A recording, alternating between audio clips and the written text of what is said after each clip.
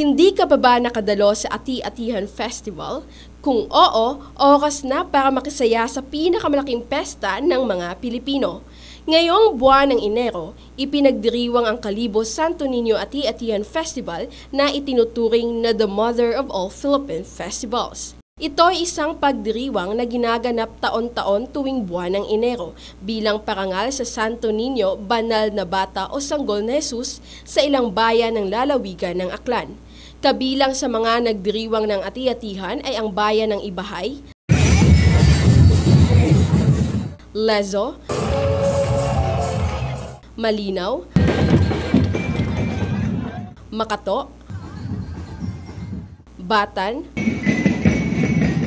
Altavas at Malay, Boracay Island. Subalit ang pinakamalaking selebrasyon ay ang ginaganap tuwing ikatlong linggo ng Enero sa bayan ng Kalibo, ang kabisera ng lalawigan. Ang ibig sabihin ng pangalang Ati-Atihan ay gayahin ang mga ati.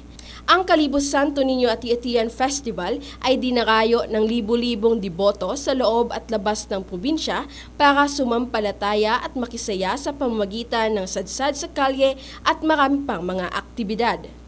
Hindi rin papahuli sa selebrasyong ito ang pagdalo ng mga dayuhan upang saksihan ang masaya at kakaibang pagdiriwang ng mga Pilipino sa naturang kapistahan.